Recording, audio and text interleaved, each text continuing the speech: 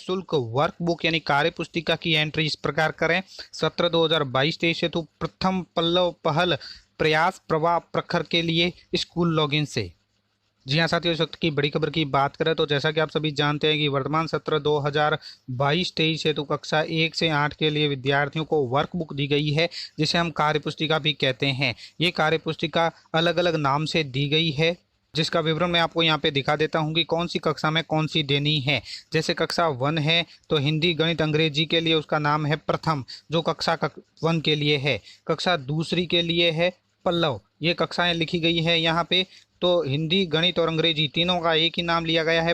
पहली के लिए प्रथम, दूसरी के लिए पल्लव, तीसरी के लिए पहल, चौथी के और पांचवी के लिए प्रयास, और छठी और सातवीं के लिए प्रवाह। इसी प्रकार आठवीं के लिए है वो प्रखर, जो इस कक्षा के अनुरूप भी है और सीखने के प्रतिफल के अनुरूप है, और कक्षा स्तर के नीचे के ग्रेड के विद्यार्थियों के लिए भी है। यहाँ कौन कौन से विद्यार्थी ग्रेड के लिए उनके बारे में भी बता दिया गया है। हम बात करेंगे कि इसकी एंट्री आपको शाला दर्पण पे किस तरह करनी है, अर्थात ये कार्यपुस्तिकाएं जब आपको प्राप्त हो जाती है तो इसकी एंट्री शाला दर्पण पे भी करनी होती है। इसके संबंध में आदेश भी जारी हो गया है। यह है वो आदेश जो राजस्थान स्कूल शिक्षा परिषद की ओर से जारी किया गया है, और विषय है शाला दर्पण पोर्टल पर कार्य पुस्तिकाओं की एंट्री करवाने बाबत। तो कार्य पुस्तिका या वर्कबुक जो भी कहते हैं उसकी एंट्री हमें शाला दर्पण पे करनी होती है।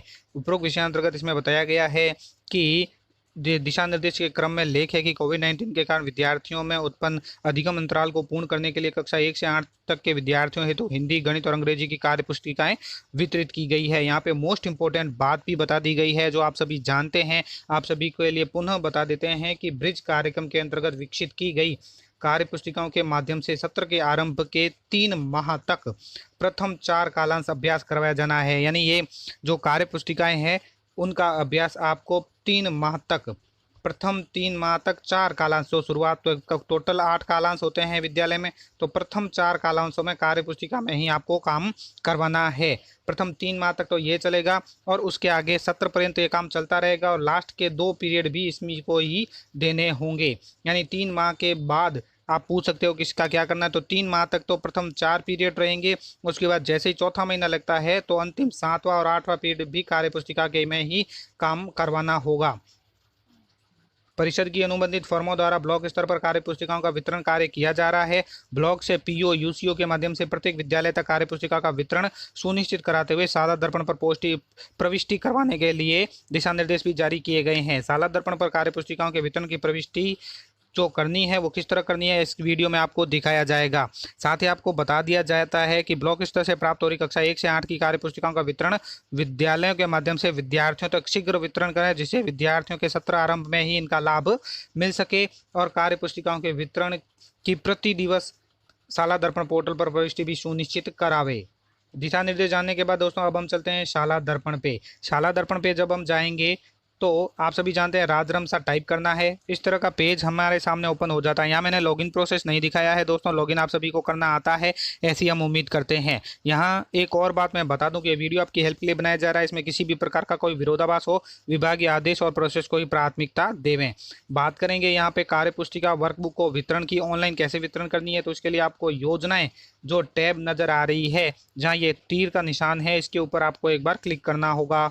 क्लिक करने पर इसके सब ऑप्शन आपके सामने खुल जाते हैं। तो यहाँ पे आपको निःशुल्क पाठ्य पुस्तक लिखा आ जाएगा। तो दोस्तों निःशुल्क पाठ्य पुस्तक के अंदर ही वर्कबुक की एंट्री होगी। तो पाठ्य पुस्तक को खोल लीजिए। तो पाठ्य पुस्तक को खोलने पर आपके सामने पाठ्य पुस्तक से संबंधित विभिन्न ऑप्शन है वो सेलेक्ट यहाँ पे नजर आ जाते हैं। नजर आने के बाद दोस्तों आपको यहाँ पे जो वर्कबुक के ऑप्शन है उसके ऊपर जाना है। फिलहाल पाठ्य पुस्तक की एंट्री किस प्रकार करनी है उसके लिए दोस्तों मैं आपको अलग से वीडियो बनाकर बताऊंगा कि पाठ्य पुस्तक की एंट्री आपको शाला दर्पण में कैसे करनी है। अभी हम बात करते हैं वर्कबुक को लेकर।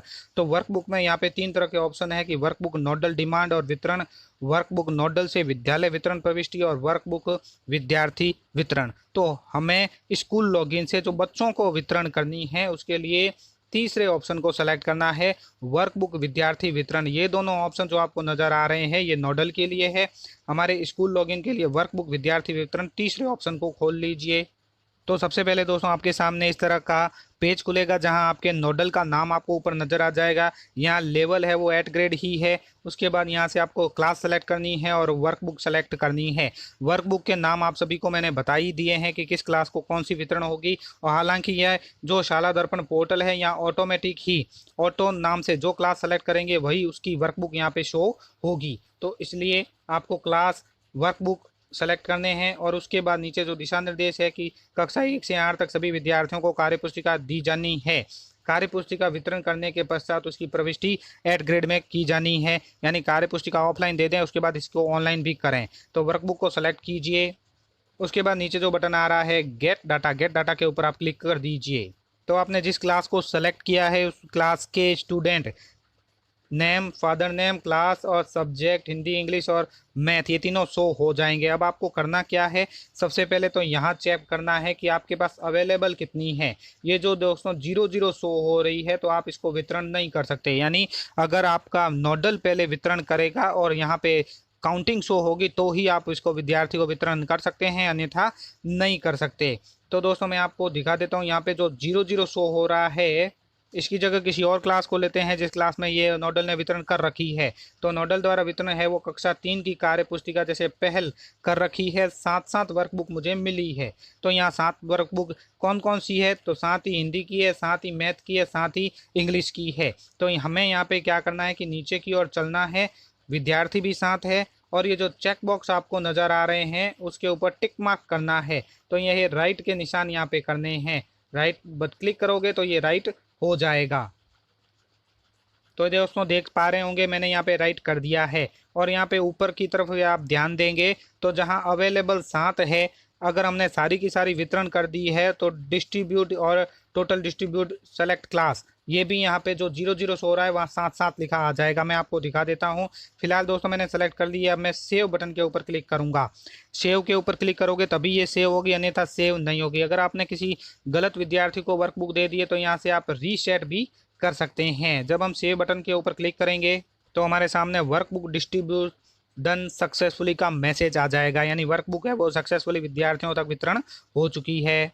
उसके बाद की स्थिति मैं आपको दिखा देता हूं कि यहाँ पे जो अवेलेबल 0 शो हो रही है, क्योंकि 7 वितरण हमने कर दिए, 7 ही हमारे पास थी, 7 ही हमने वितरण कर दी। तो टोटल डिस्ट्रीब्यूट हिंदी की कितनी हुई है, मैथ की कितनी हुई है, इंग्लिश की कितनी हुई है, total distribute in class select class जिसको किया था उसका भी हमें शो हो गया और अवेलेबल है वो 00 शो हो गई। तो इस तरह हमने वो जो कार्य पुस्तिका वर्कबुक है वो ऑनलाइन वितरण कर दिया है।